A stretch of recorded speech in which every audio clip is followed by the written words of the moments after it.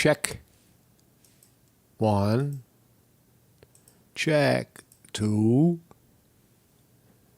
And I think we're live.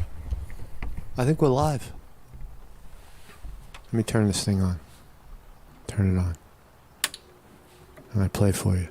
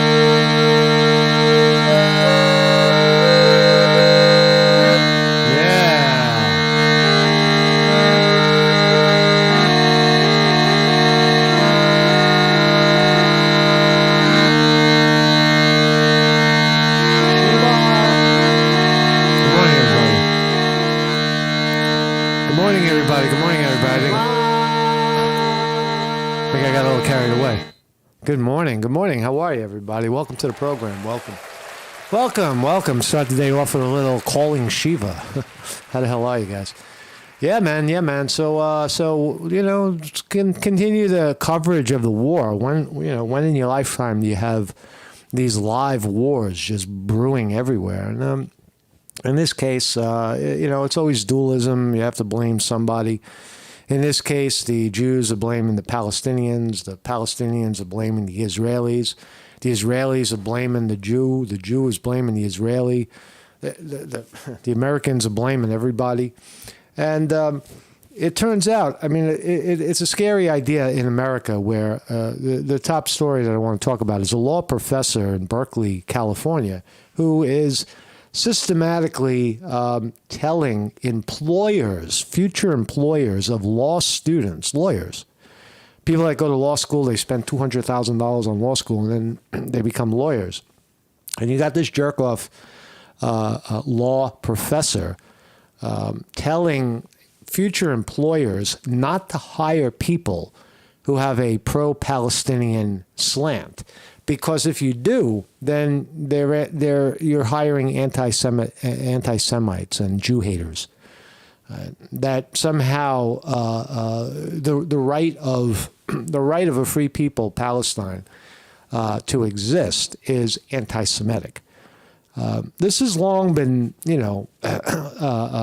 established in American politics. If you are pro-Palestine, then you must be anti-Semitic. You are a Jew hater, right? So this dilemma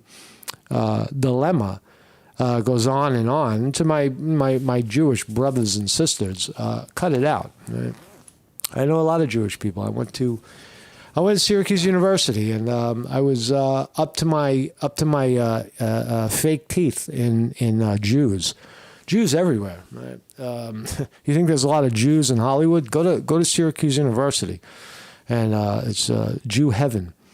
But I say that warm-heartedly, right? Without any animosity. I'm just saying, get your head out of your ass, my Jewish friends, and stop backing Netanyahu in crushing Palestine and building concentration camp right on the cusp of Israel.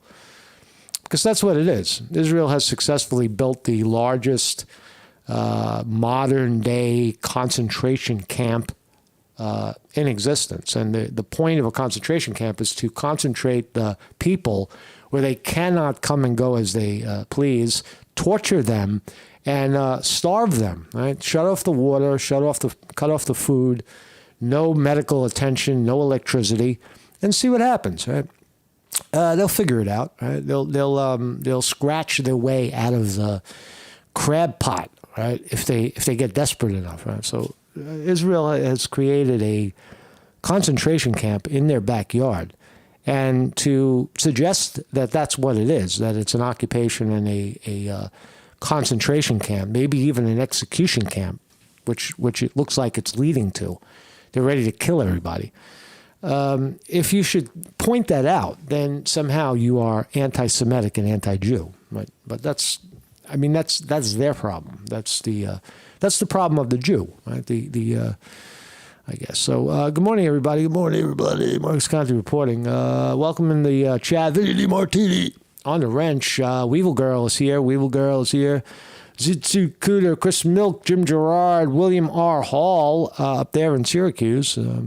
Chris Milk up there in Buffalo too. A lot of orange gentlemen. Yeah, man. I like Syracuse. Syracuse was a college town. It was a beautiful place. Not in the wintertime, but certainly in the summer and spring. Beautiful place you got there when it's not fucking snowing all the time. So yeah. So this is the smoker that the college professor that says you are an anti-Semite, and he's telling his employers not to hire fucking anybody that supports Palestine. Right. So there he is. That's my thumbnail today. Marcus Conte, my website, live every day on YouTube. For some bizarre reason, we're still here Monday through Thursday, 9 a.m. live. These are real people in a real forum, speaking real words to one another, or typing them anyway. And I'm doing the talking today. I do the talking around here, man. I do the talking. I let everybody else talk as well. So we're here every morning across all these platforms: YouTube, Rumble, Odyssey, BitChute, and it's philosophical. It's educational. It's not politics or anything that is can be viewed as anti-Semitic or homophobic or racist. We're not any of those things. All we're doing is just one dude who speed reads the news in the morning and tells you about it. That's what I do. And I like my voice today. My voice sounds really deep with this new equipment. I got this deep sound of Marcus Conte. We go through so many phases in our life, And I don't know what phase I'm in. We never know. It's funny about life, right? You don't know what part of the story you're in. You don't know if you're in the. You're almost never at the end. And you're certainly never at the beginning. You're somewhere in between if you look at your life, right? And you're, 20, 30. That means the story hasn't been complete. You don't know what you're going to end up being. And does it really matter? We don't end up much, right? Some of us end up with our names remembered, but whoop-de-fucking-do. Steve Jobs is not going to be remembered in 100 years or 500 years. There's some that are. Maybe Jesus, maybe Buddha, maybe Muhammad, maybe Allah. But other than that, even the great pharaohs are forgotten. We don't even know who they fucking are. That's 7,000 years ago. Right? They were all gods too. Right? Anyway, so let's start here. Suzanne Summers, you remember? She died, 77. Rest in peace, Suzanne Summers, the beautiful Suzanne Summers. She was part of the sitcom Three's Company with Jack Tripper and Janet. Remember Janet? Right? So she died, but that's not what I wanted to talk about. Look at these pictures. Do you think that you could have? See, this is the 80s. This is what men were. Men were horny for women, and women were aware that men were horny, and they would see how close they can get to the horny man without getting grabbed and overpowered, right? But somewhere in that overpowering and submission was sex and love and intimacy. Right? But those rules have changed now. You can't touch women, right? or you'll be sued, right? Here's some clips, right? Here's some clips. Oh, that's cute. That's Cindy, but let's look at this. This clip is better. I turned the audio off because there's some kind of volume in there, right? right? If you had a roommate and you did this, forget about it. You'd be sent to jail. The fucking cops would knock on the door. If you had a roommate, a hot roommate, right, really hot roommate, and you came out of your room with your shirt off and touched her, right? Oh man, right? You'd be fucked, right? It's just a sign of the times, right? I think the sign of the times is what I'm trying to say. This is great television, very entertaining, funny, right? And but this is when men were men, right? This is when men were men and women were women, I guess. It's a time gone by, right? Time gone by. Bye bye, Suzanne Summers. Thank you for the memories. Still looking for excuses for your poor health? Well, call it long COVID, right? Long COVID is everything after COVID, right? Post-COVID. Oh, you have a headache? Oh, you have low energy? Oh, you have a sneeze, a cough, or whatever? Thousands of symptoms are now long COVID, right? And in this study over here in Pennsylvania, University of Pennsylvania, they're suggesting that serotonin levels are reduced in long COVID. Now, you may have heard of serotonin. Serotonin is the chemical in the brain, allegedly. We don't know. We think it is. An isolated chemical in the brain that has something to do with the feel-good in the body. Right? When you run at like the runner's high or yoga or any of these exercises that produce a release of serotonin, it's well documented that you feel better. You get a feeling of wellness from that. But you got to work for it. You got to get the heart pumping. You got to get the lungs going, right? But here, of course, the Western medicine jerk-offs are going to say that no, it's not exercise. We can isolate serotonin and we could shoot it into the person or get them to swallow it, right? Up the serotonin level and fuck everything else, right? Because that's stupid. Why do you want to go out and sweat when we could just isolate the serotonin, make a couple $1 million and feed it to you?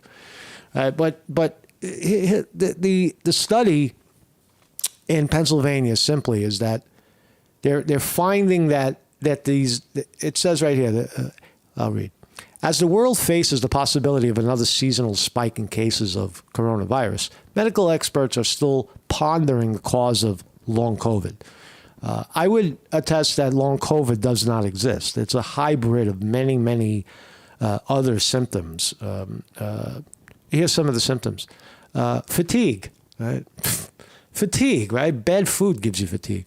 Loss of sexual desire. Well, some people fucking lose it. They're not interested. Loss of smell and taste. I don't know. I don't know what that is. I don't know what that's from. Chest pains, chronic cough. You got to look and see if people smoke, people, what kind of garbage they're eating, what level of exercise they're at. Right? But these symptoms are just, scientists don't know yet for certain what causes long COVID. The catch-all term for about 200 widely varying symptoms. But, and here's the big but, researchers at University of Pennsylvania have suggested that reduced levels of serotonin, a neurotransmitter that affects mood, memory, sleep, digestion, blood clotting, and sexual desire, might explain the lingering symptoms. Right? So they find that if someone gets COVID, after that, their serotonin levels are low. Look, what is the solution here? Can we talk about a solution? Right? A solution is to get off your fat ass and exercise, right? Get off your fat ass and exercise. Right? Can you imagine a yoga teacher walking in, right? If I was a yoga teacher, that's what I would do. I'd say, I'd walk in, good morning, boys and girls. We're going to do some yoga today. You, right there, get your fat ass off the chair and stand up when I walk in. Right? You get screwed for that, right? Because it's fatophobic, right? It's fatasemite. Make up a word for it. So endorphins are painkillers, right? We know that exercise will release these things. Serotonin is involved. Look, if the research is isolating serotonin as the problem, a decrease in serotonin for whatever reason, call it fucking post-COVID, call it whatever you want, long COVID. But if humans are walking around with a lower level of serotonin, the answer is not to start feeding them serotonin pills, right? That's ass backwards. There's other things involved in the release of serotonin in the brain and the manufacturing it by the body. It's exercise. It's getting it's being ideal weight. It's not abusing yourself. It's making sure you drank enough water, sunlight, right? All these things, breathing clearly, right? So anyway, so if you're suffering or being diagnosed with this long COVID, the answer is simple. It always comes back to diet, exercise, meditation. Learn how to relax your mind, learn how to relax your body, exercise your body, and you'll relax more, and you'll get that shot of fucking serotonin. And eat good foods, vegetables, raw vegetables and such are loaded with all kinds of vitamins and minerals that will also cause your body to produce and or release serotonin. So long COVID, exercise. Hey, we figured it out. Right? Fucking rocket science, right? No medical degree, right? No college of medical higher education, none of it. And we figured it right out. We said, serotonin in the body, exercise, there you go. 30 minutes of exercise 3 times a week, right, till you sweat. Right? You got to work. You got to work at it. If you do jujitsu or whatever the fuck your exercise is, right? Basketball, make sure you do it for like an hour until you're sweaty. So stop complaining about your post-COVID. So let's talk about the war, the big war. Oh my God, we got to keep score. The score of the war. Who's winning? Who's winning? Iran warns preemptive action against Israel expected in coming hours by resistance front. So Iran has long been on the side of Palestine since the 1970s. And it's not new that they are pro-Palestinian and anti-Israeli Zionist. They've been very vocal. But now that Palestine has attacked Israel, they're trying to drag Iran in and say Iran was part of the attack, which is categorically false. If I have a bad friend, right? If I have someone, the enemy of my enemy is my friend, right? If I have one of those, like the enemy of my enemy, and I'm not an enemy with, and we talk, that doesn't make me a co-conspirator. Iran is not co-conspiring with Hamas to overthrow Israel. That isn't happening. That is a seditious conspiracy, right? People go to jail for that, if you haven't heard, especially if you're a Trump supporter, right? But so anyway, so I forgot what I was saying. So yeah, Iran is being accused of possibly being in bed with Hamas. I disagree with that. I think Hamas has got a mind of its own. I think everybody in the region, you can pick a country in the region, pick Jordan, pick Sudan, pick anybody in that neighborhood.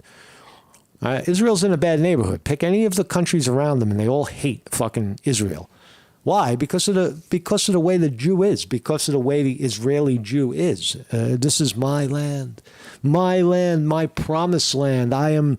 This is God-given from God to the Jew, Israel. Fuck you, Palestine. Get out of here. You don't belong here. This is the land of the Jew.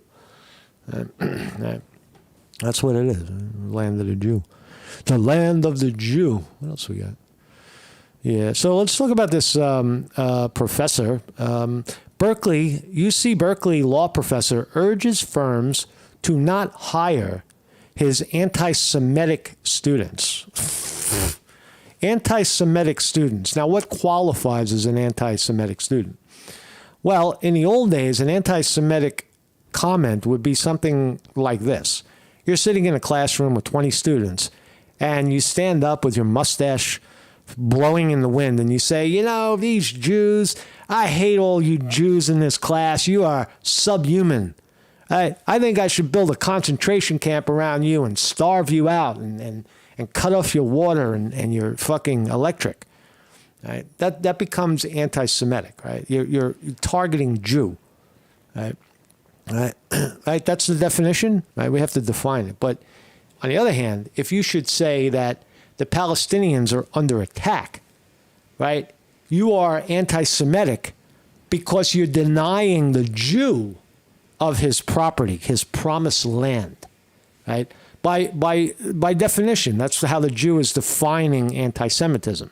If you support Palestine, that means you are against a Jewish homeland, a Jewish established home, right?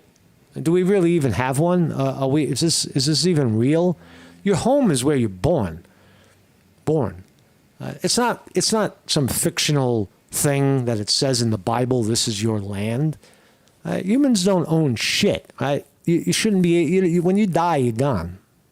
Right? You're pretty much out. But anyway, so that's what anti-Semitism is, or is not. So let's go continue about this.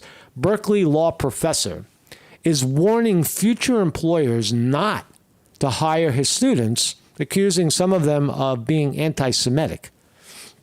Steve Davidoff Solomon, a Jew, who teaches corporate law at the University of California, Berkeley, alleged that some of his students at the college promoted hate towards Jews and therefore should not be given jobs in an op-ed that he put in the Wall Street Journal. My students are largely engaged. How does he sound? Is he? My students. Yeah, that's his voice. My students are largely engaged and well prepared, and I regularly recommend them to legal employers, Solomon wrote. But if you don't want to hire people who advocate hate and practice discrimination, don't hire some of my students. Wow. And so if you should mumble the words free Palestine, you are advocating hate, practicing discrimination, and are by definition, by the Jew, an anti-Semite. The educator who advises the Jewish Law Students Association, you don't say, lobbied the serious accusations as his students, after 9 campus groups, adopted a rule last year banning pro-Israel speakers at events. So the University of Berkeley whatever, college, already had a rule.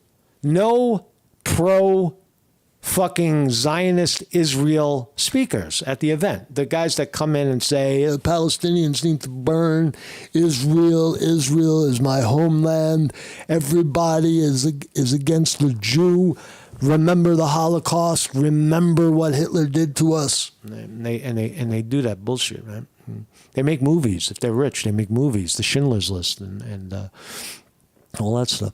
Berkeley's Law Students for Justice in Palestine drafted the bylaws. So they had this rule, and here's the guy. But here's the deal, right? The deal is, if you're in Berkeley Law School and this jerky jerk is your professor, and in an open discussion you might say, well, I think that Israel has got a heavy hand on the Palestinian people who are there first and have a right to exist and not be fenced in and shot at and stripped down to nothing. And if you should say something like that, this jerk-off is going to tell future employees not to hire you because why? Because you're an anti-Semite. You only see that because you don't really see that. You just hate the Jew, and that's why you see it. And this guy will tell you that. It's like, no. So you don't understand. You're a Jew hater. You're anti-Semitic. Don't you understand that the Jew has been promised Israel? Don't you understand it's biblical? So if you don't agree, then you're an anti-Semite. You hate Jews, which obviously you see the problem there. So it was Solomon said they created a Jew-free zone. Jew-free zone. Yeah. They didn't include Jewish law students in the conversation when circling the bylaws. They also singled out Jews for wanting what we all should have. And here he is, a homeland and haven from prosecution. That's very interesting for a super Jew to say that when Israel is on fire right now. The Palestinian people are on fire. They singled out Jews for wanting what we all should have, a homeland. Should we all have a homeland? Is anybody guaranteed a homeland? I think so. I think we are entitled to a homeland and a haven from prosecution. Yeah. To be reasonably sure that no one's going to knock on your door and prosecute you for some, stupid thing like seditious conspiracy to, because you went to a rally and fucking, at the Capitol. Right. But the Jew who is saying it, what about the Palestinian people? Aren't they also entitled to a homeland and a haven from prosecution? So you take for yourself and then you impose the grief on those poor people that were there first. And they're willing to coexist with you. It's just that you're not willing to coexist with them because you're claiming the fucking property, right? Palestinians, however, often advocate for the same thing, a homeland and haven from prosecution. Right? That's all anybody wants, a homeland and a haven from prosecution. Themselves, as they live under a blockade by Israel in the West Bank and Gaza. Right? It's being called. Thus far, it's been called Gaza, not so much the West Bank, but Gaza has been called an open-air prison. I've advanced that. I think it's beyond an open-air prison. It's a concentration camp because you're limiting the food, the water, and the power, and you're imposing levels of fear, like dropping bombs on buildings and blowing fucking things up, right? Scaring people to death. So it's a concentration camp. If people start walking around, are we going to see images coming out of Gaza where, you got those skinny people and you see their ribs and they're standing in the street like begging for a bowl of rice or something, and the ribs are, and then the stomach pops out, like when you're really sick, like you see the images of at least we did in America. You see these images of these black children in Africa with bloated stomachs. They're razor thin, but they got these big bloated, malnourished stomachs. Are we going to start seeing that coming out of Gaza? All the Palestinian people starving to death and dying of thirst, becoming cannibals. They're going to start eating each other. They're going to eat their dogs. They're going to eat their fucking cats and frogs.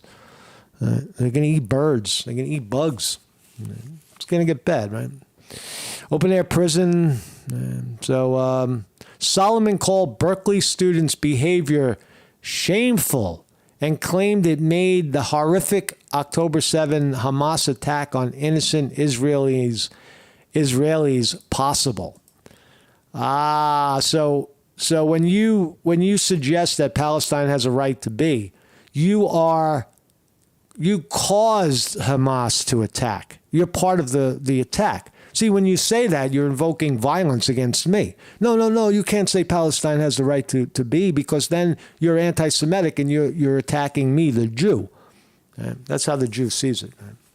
It's very twisted, right? You know what I mean?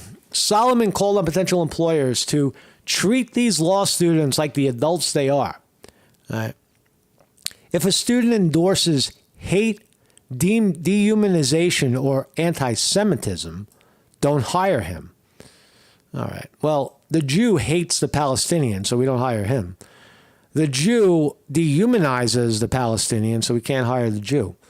And the anti-Semitism, I don't know what to think of that one. I'm not going to think of anything.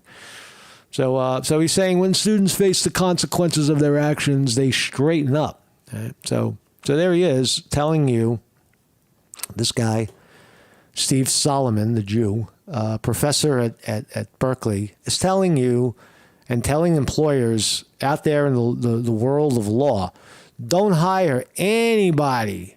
Right? It's precedence, right? You got to get rid of people like this. You got to expose them, put them on the fucking spot, man. Right? Don't let them get away with it. So they created a Jewish-free zone. We're open. Never mind, Jew. Let's worry about the stock market. So it looks like we're going down right now. Markets are hurting right now. I don't know why it just dropped like that, but there's still a lot of fear on the street right now about the war in Israel. Whenever there's war, when people start blowing people up, blowing each other up, it tends to rock the economy just a little bit. There's some disruption when you drop bombs. It doesn't drop in isolation. So let's look at the big board. Looks like technology getting hammered right now. Nvidia down 20 to 440, still tight at 440. Google down 74 cents, Apple down $2, Amazon down 250. Meta, formerly Facebook, down 135, Microsoft down 249, Tesla down 3. So a morning sell-off right now in technology. Rivian down 7 cents. Tilray flat at 203. Let's see the military-industrial complex. Lockheed Martin down $2 to $4.38. Come on, guys. Fight a little harder, man. You're gonna get your war, Lockheed Martin. You're gonna get your goddamn war. Stop complaining at $4.39. Shit went up from $400 just on the announcement of war. And now you're up $40, so stop complaining. That's going to go. I think Lockheed Martin will continue to climb. It doesn't look like Boeing is benefiting from the Israeli war. It looks like Lockheed Martin is the winner of the war. If you have to pick a winner of the war, anybody who buys Lockheed Martin stock and Lockheed Martin themselves is going to go up. I was talking to somebody yesterday about military-industrial complex stocks. They actually have an ETF that concentrates all of them. So you bet on war, or you short it and bet against war. War, no, it's peace. And so you go short the thing, or you say, oh, no, fucking war, it's in the Constitution. We print $700 billion a year for war. Right? That's what we do. So that's a no-brainer, right? These stocks will continue to go up. Because, America's got a bloodthirsty fucking place, right? No doubt. Right? Military-industrial complex. These are arms dealers that are publicly traded on the stock exchange. If you want a piece of it, no problem. You want to make a little on the gun sales in Israel? Sure, Lockheed Martin, buy some. We sell the guns to the right, or in Ukraine, right? We manufacture. We take the money from the government. We make the bombs and the weapons, and then we give it to whoever. We don't care. It doesn't matter. That's not we're not politics. We just make the weapons, and then the government hands them over to the Ukrainians so they could shoot the Russians. Right? They're going to do the same thing with. Well, Israel doesn't really need our weapons. They'll buy them. Or buy them on credit. But anyway, the military-industrial complex stock, military-industrial complex, alive and well. Right.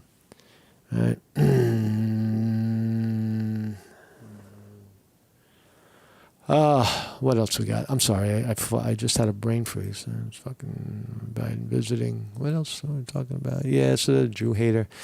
Biden to visit Israel Wednesday. After Hamas bloodbath as Gaza invasion looms.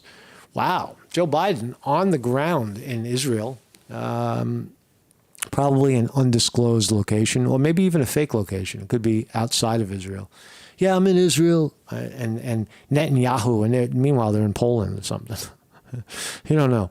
President Biden will travel to Israel on Wednesday to affirm the United States' solidarity with the Jewish nation more than a week after Hamas's terrorist slaughter. So nothing is changing here, right? United States is entirely pro-Israel. Doesn't matter if Israel has a concentration camp in their backyard. Doesn't matter if 5 million Palestinians starve to death with no water and no food and no electric. In the old days, they used to call in the fucking Red Cross. Remember? Red Cross used to come in, hand out sandwiches, hand out tents, give water to everybody. Not anymore. No. Now they say, oh, no, we're with Israel. We stand with Israel while the Palestinians die. Right? Look, the people that killed the kids at the rave, the 1,000 dead Jews at the rave, those Palestinians are, those are militants. They're not the 5 million people that live in Gaza. There's something different. Right? It's like saying everybody in America is the United States government. It is not. Right? Yes, in some interconnected way, we are a product of that. Our behavior allows the United States government to continue, right? Our dependence on the government allows the government to act the way it is acting. That is inescapable. But anyway, so what was I talking about? So Biden is going. He's going to Israel. On Wednesday, President Biden will visit Israel. Blinken said during a short press briefing, he's coming here as a critical moment for Israel, for the region, and for the world. Oh, boy. So, it's an 80-years-old president. I don't know. Biden, hey, Joe, how you doing? Joe, how's your mind? Joe, how's your mind? Do you know where you are? I'm going to put Joe to sleep on the plane. I said, Joe, we're going to good night. Joe thinks he's going. He goes back to Washington. They wish him good night. And then they have a special room where Joe Biden sleeps, right? He goes in the room. And they don't wake up Joe. They just move the whole room into Air Force One. They just take the whole fucking room and they put it into the Air Force One. And while Joe Biden thinks he's home and in bed, they fly over to Israel and then they wake him up and say, Joe, go talk to this guy and then you go back to sleep. Oh, you need your get your and get out there and start talking to the people. Yeah. So Joe Biden on his way. What else we got? Pentagon. Oh, and you thought that the United States? Oh, we're not going to get involved. No. Pentagon prepares 2,000 troops for potential deployment in support of Israel. Boots on the ground. Boots on the ground. They got our hostages. They have hostages. They have, 20, 30, 50 Americans. We got to boots on the ground. Deploy. So, war. Right? Escalation. Right? Did Russia or China put troops on the ground in Israel? I don't hear Russia saying, we're putting 2,000 troops on the ground in Israel to fight for Palestine or fight for Israel. Or China doing the same. No, the Americans are doing it. The British aren't fucking sending 2,000 people to Israel, but the Americans are doing it. We're doing this. And you wonder why the Middle East hates the fucking Americans. Look what we're doing. We're sending 2,000 U.S. troops with all the support of the United States government behind them. All of it, right? It's not like we just send 2,000 guys there and call it a day. They're totally supported by the might and power and muscle of the United States government. So how's the market doing? Is it holding? Or is it tanking? Oh shit, we're going down. I can't believe it. So market's going down today. Market's going down. It was up yesterday. And so thank you all for joining me. Playing my Shiva. I was playing Shiva. I love the sound I'm getting with this organ. Listen to the sound.